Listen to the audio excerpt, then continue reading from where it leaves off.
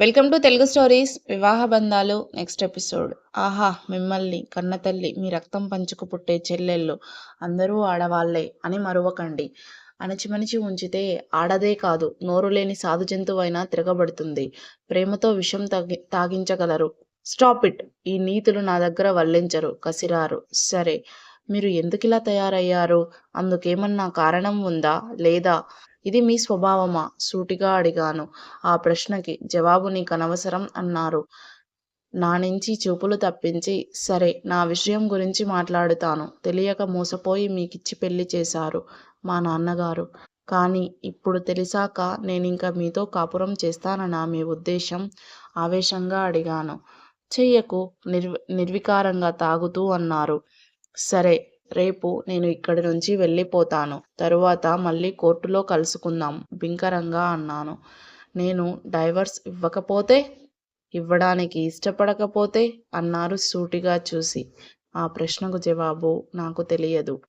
అవును, ఆయన డైవర్స్ చేయడానికి ఇష్టపడకపోతే ఏం చేయాలి? మీరు తాగుబోతని, వ్యభిచారని కోర్టులో నిరూపించితే కోర్టు వారే డైవర్స్, ఆ రూల్స్ వగైరాలు తెలియకపోయినా దబాయించినట్లన్నాను. ఆయన కళ్ళు తాగడం వల్లో కోపంతోనో ఎర్రబడ్డాయి. ఆహా, ఎలా నిరూపిస్తావు? హేళనగా అన్నారు. నిజమే, ఎలా నిరూపిస్తాను? జవాబుకి నేను తడుముకోవడం చూసి వ్యంగ్యంగా నవ్వారు. ఆ నవ్వుకి ఉక్రోషం వచ్చింది. ఛీ, మీరింత నీచులు, హీనులు అనుకోలేదు. మీలాంటి వారితో కాపురం కంటే చావడం నయం. చావనైనా చస్తాను కానీ మీతో కాపురం చెయ్యను. కోర్టులో విడాకులు దొరకకపోవచ్చు గానీ మీతో బలవంతంగా కాపురం ఎన్ని కోర్టులు కలిసినా చేయించలేవు నా చేత. అది గుర్తుంచుకోండి.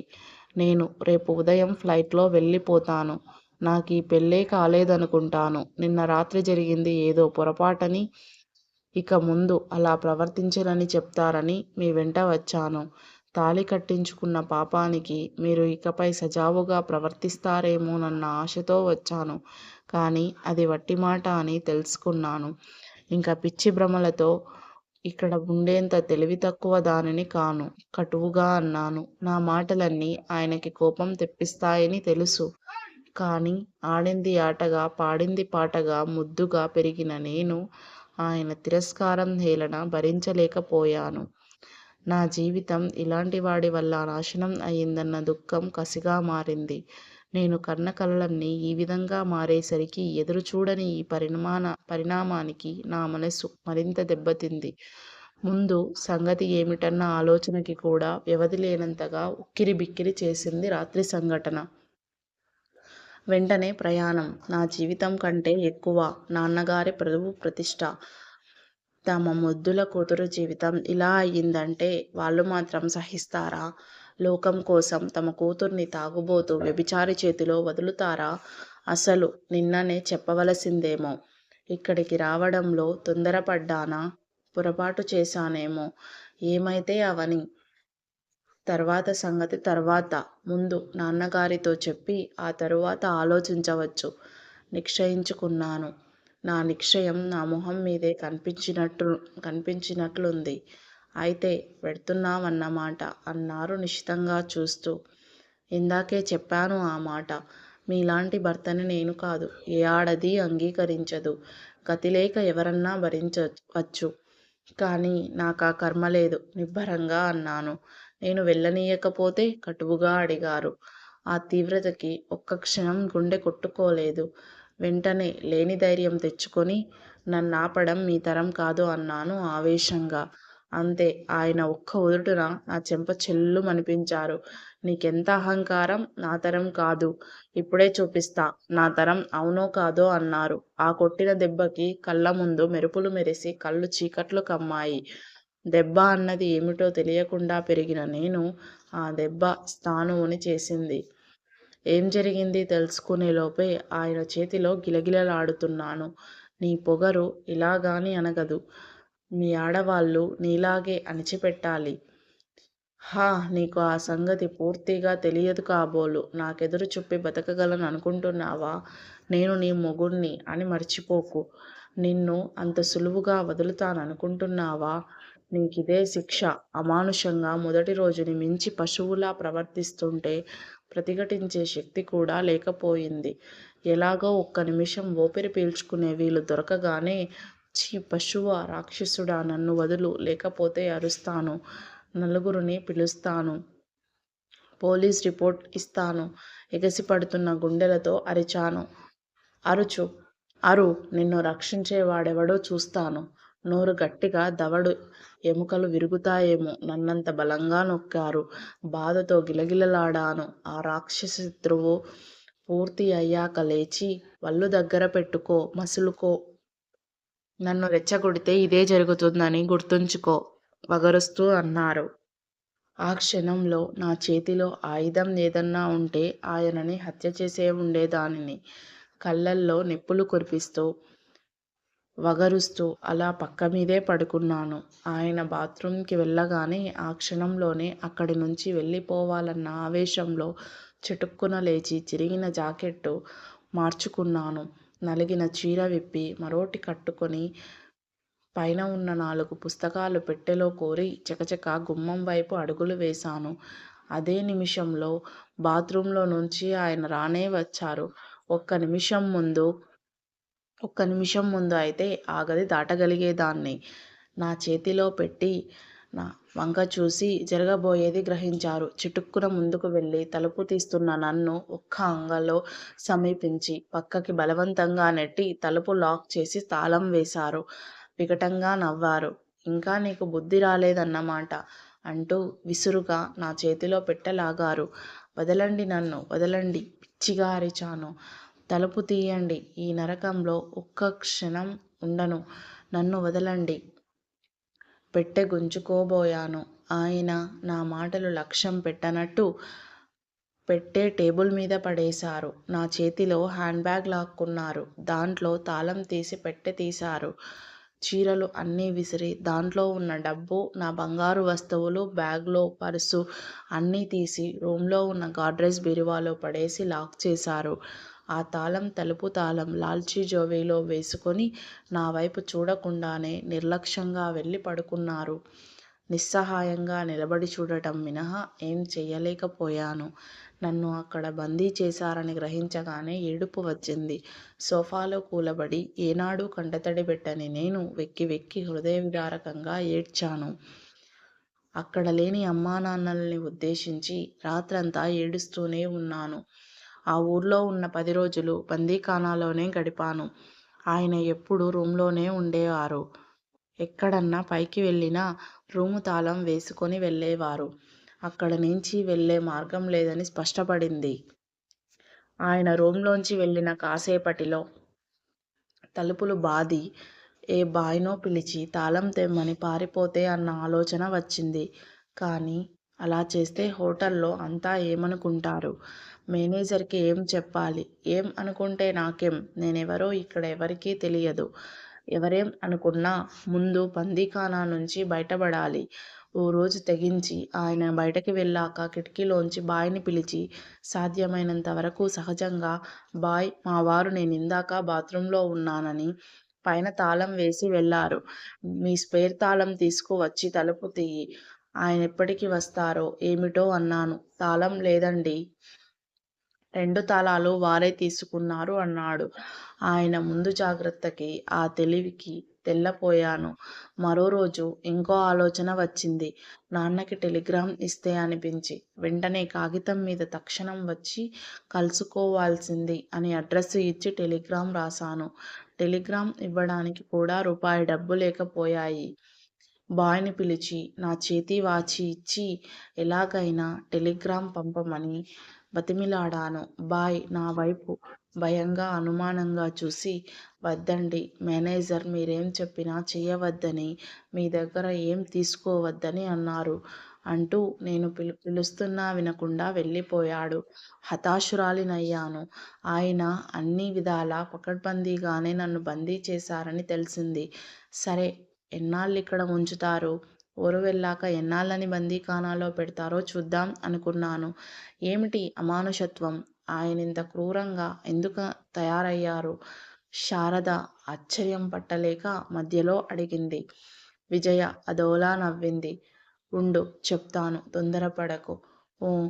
మా 15 రోజుల హనీమూన్ ముగిసింది.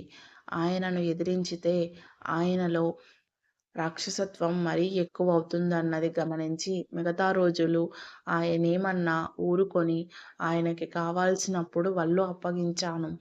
ఆయనని కాదనకపోతే, ఎదిరించకపోతే పశుత్వం అంత ఉండేది కాదు. ఆయనకి బెదిరి లొంగానని ఏం బుద్ధి వచ్చిందా? ముందే ఈ బుద్ధి ఉంటే ఎంత బాగుండేది అన్నారు ఒకరోజు తాగిన మత్తులో. లేనప్పుడు దేనికీ మాట్లాడేదాన్ని కాను నేను. ఊరికి వెళ్ళముందే మా ఇంటికి వెళ్ళి సామాన్లు తెచ్చుకోవాలి. నా బట్టలు అవి అన్నీ ఉండిపోయాయి అన్నాను. అన్నీ పంపమంటాను. మీ వాళ్ళు ఇచ్చే ఫర్నిచర్‌కి మొహం వాచిలేను. ఇంట్లో అన్నీ ఉన్నాయి. అయినా ముందు మనం వెళ్తున్నది మా ఇంటికి. నేను ముందు మా ఇంటికి వెళ్ళాలి పట్టుదలగా అన్నాను. వీలులేదు కటువుగా అన్నారు తీక్షణంగా చూస్తూ. ఇంకేం అంటాను? వాళ్ళింటికి వెళ్ళాం. గృహప్రవేశం అంటూ అత్తగారు హడావిడి చెయ్యబోతే ఈయన అవేం అక్కర్లేదన్నారు.